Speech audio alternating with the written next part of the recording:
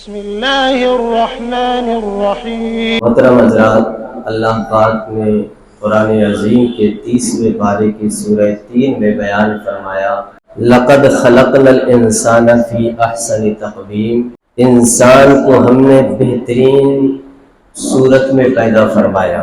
فی الوقت دور حاضر میں انسان کسی وادی کو دیکھتا ہے تو کہتا ہے کہ اللہ کی کیسی قدرت ہے کہ اس نے کس انداز میں اس چیز کو بنایا۔ کسی نخلستان کو دیکھتا ہے پھر برجستہ وہ کہہ اٹھتا ہے کہ اللہ پاک کی کیسی یہ قدرت ہے کہ اس نے کیسے کیسے علاقے اس کائنات کے اندر بنائے ہیں۔ لیکن اللہ پاک یہ خود بیان فرما رہا ہے کہ اے انسان، سب سے بہترین اگر کوئی چیز ہے اس کائنات کے اندر تو تو ہے۔ ہم تعریف کرتے ہیں دنیا کی کسی اور چیز کی، لیکن رب تعریف کر رہا ہے اپنے بندے کی، اس لیے کہ کائنات کے اندر اس نے اتنے انسانوں کو پیدا کیا اربوں کی تعداد میں، اس کے باوجود بھی کوئی بھی شکل پوری دنیا کے اندر بالکل ٹو کاپی دوسرے انسان سے نہیں مل سکتی۔ کوئی نہ کوئی اللہ پاک نے فرق ضرور رکھا ہے۔ پھر سب سے بڑی بات یہ کہ اللہ نے پیدا بھی فرمایا، پھر کہتا ہے کہ الذی خلقک فسواک فعدلک، رب کہتا ہے کہ میں نے تجھے پیدا بھی کیا، تجھے سنوارا بھی۔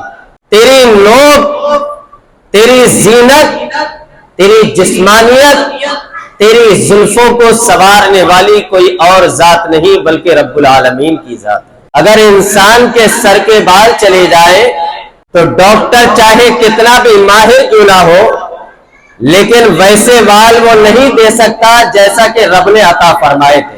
لاکھوں خرچ کر کے آپ بال جیسی چیز کو بالکل ویسا نہیں لا سکتے جیسے اللہ نے تمہیں وراثت میں پیدائش میں دیے تھے۔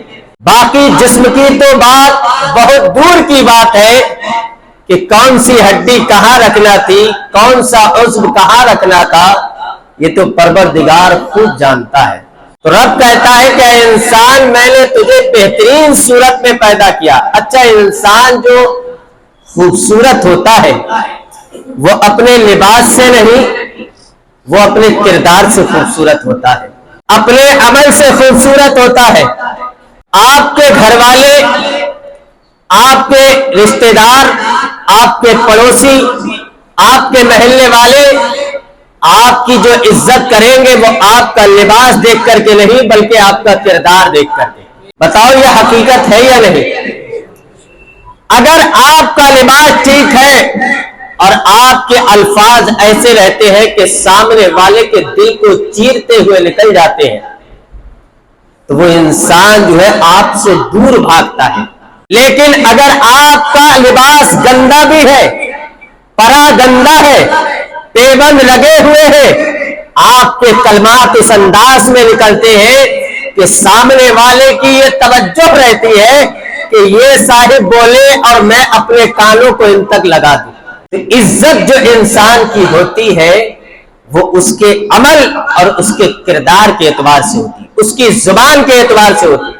حضرت ابو بکر صدیق رضی اللہ تعالی عنہ اپنی زبان کو پکڑ لیا کرتے تھے۔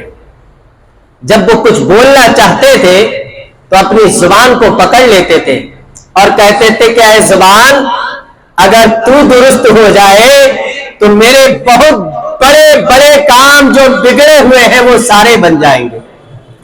اس لیے کہ زبان کا صحیح ہونا بہت ضروری ہے۔ اللہ کے رسول نے ارشاد فرمایا، المسلم من سلم المسلمون من لسانی و یدی۔ میرے آقا ارشاد فرماتے ہیں مسلمان وہ ہے کہ جس کی زبان اور جس کے ہاتھ سے دوسرا مسلمان محفوظ رہے، ہے یا نہیں؟ اللہ کے رسول نے فرمایا کہ تمہاری زبان سے، تمہارے ہاتھ سے کسی کو تکلیف نہیں ہونا چاہیے۔ حقیقت میں مسلمان، کامل مسلمان وہی ہوا کرتا ہے۔ آج کے دور میں انسان سوچتا ہے کہ یار اس طرح کی زندگی تو 1000 سال پہلے 800 سال پہلے جو بزرگوں نے گزاری وہ گزار کر کے چلے گئے، لیکن اب ویسی زندگی گزارنا بڑا مشکل ہے۔ ایسا رہتا ہے نا، ایسی سوچ رہتی ہے نا کہ وہ پہلے کی بات ہے، لیکن اب دور نیا ہے میرے دوستو، دور نیا ضرور ہے لیکن دین نیا نہیں ہے، دین پرانا ہی ہے۔ ہر دور میں دین کے ماننے والوں کی آزمائشیں ہوئی ہیں، لیکن کامیاب وہی رہے ہیں کہ جنہوں نے دین کو مضبوطی سے قائم پکڑ رکھا ہے۔